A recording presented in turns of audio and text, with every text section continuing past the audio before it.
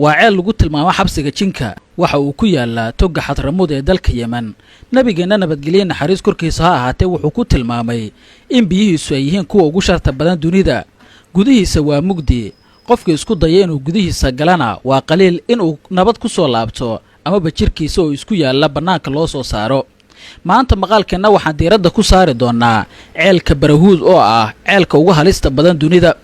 maxaad ka ogtahay taariikhdiisa maxayse ka keeneen gudihiisa baaritaanadii dadka wax daraasaya isku dayeen inay ku sameeyaan ka horse inta ayna gudagelin maqaalka daawada haddii aad nagu cusub tahay like the page kan siina share gare haddii aad naga daawanayso barteena YouTube subscribe the channel kan sidoo kale like noo dhan muuqaalkan waxaynu tahay dhiirigelin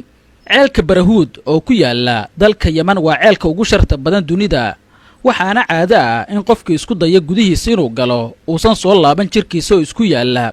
waxa lagu tilmaamaa inuu yahay goobta ugu cabsida badan dunida mar shartiisa uu ka waramay nabigeena nabadgelyo naxariis korkiisa ha ahaatee waxa uu sheegay in biyaha ceelkan ay yihiin kuwa ugu sharta badan dunida ceelkan waxa laga sameeyay sheekooyin badan waxaana la sheegay in gudihiisa lagu xabisay shayaadiin qayladaan badan ayaa ka yeeraysa waana mugdi aan waxba laga arkin ma jirto ceelkan cid xog badan ka oo gudihiisa iyo waxa ka jira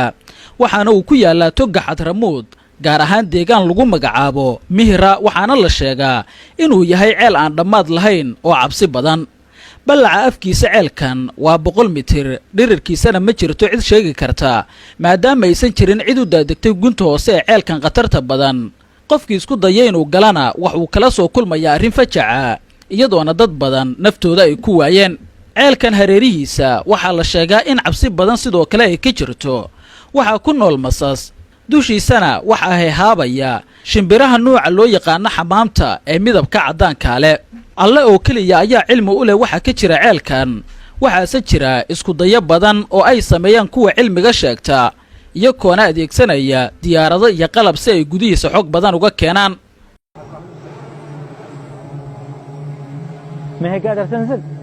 markan waxay isku dayayaan in diyaaradda droniska ay u diraan gudaha ceelka Barahuud waxaana qiyaastii 20 mitir marka hoos ay u daadegto diyaaradda ay tahay mid ka baxaysa gacantooda wixii ka sokeeya xogta laga keenay waa mugdi iyo madow aan muuqaal lahayn haddaba muxuu ka dhigan yahay magaca ceelkan qatartiisa aan idinkaga soo sheekeynay ee Barahuud laba qiso ayaa jirta oo laga soo xigtay dadkii hore ee deegaanka kuwaasi oo ku saabsan magaca ceelkan cabsida badan qisooyinka midood waxay sheegaysaa in ceelkan ay qodeen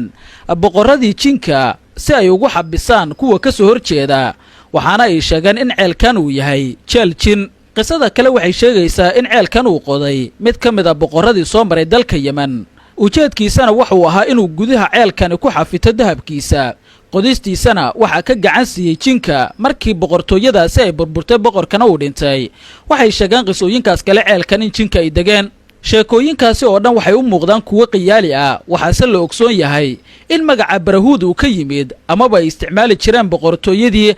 Alximyariya macnaha Barahuudna waxay ka dhigan tahay dhulkii jinka qisooyin badan oo muujinaya qatarta ceelkan ayaa la soo wariyay dagaalo badan ayaana laga daabacay waxaase kuwa ugu caansan ka mid ah in ceelkan dad reer guura ah bari ay isku dayeen inay biyo ka cabaan iyagoo wax aqoon aan u lahayn waxay xireen mid ka mid ah eheladooda si uu ceelka biyo uga keeno waxaase ay la kulmeen dhacdo naxdin badan mar qura ayaa ceelka waxa ka soo yeertay qayladhaan waxaana qofka qoyska ka tirsan ee ceelka la geliyay uu ku qayladhaaminayay iga saara ceelka markay dibadda u soo saareen waxay la kulmeen naxdin maadaama shakhsiga ka tirsanaa qoyska ee ceelka ay u direen ay soo bixiyaan amaba ay soo saareen isaga oo jirkiisa laba cad oo isla eg loo kala jaray dad kale oo reer Yemen ayaa dhankooda isku dayay ceelkan inay wax badan gudihiisa ka ogaadaan waxaase dadka intooda badan la sheegay in gudaha ceelkan marka ay galeen laba loo kala jaray dhacdooyinkan oo dhan waxay nagu qasbayaan inaan aamino qatarta ceelkan waxaana sii xoojinaysaa xadiiska nabigeena Maxamed nabadgelyo naxariis korkiisa ha ahaatee uu ku sheegay in biyaha ceelkan ay yihiin kuwa ugu sharta badan dunida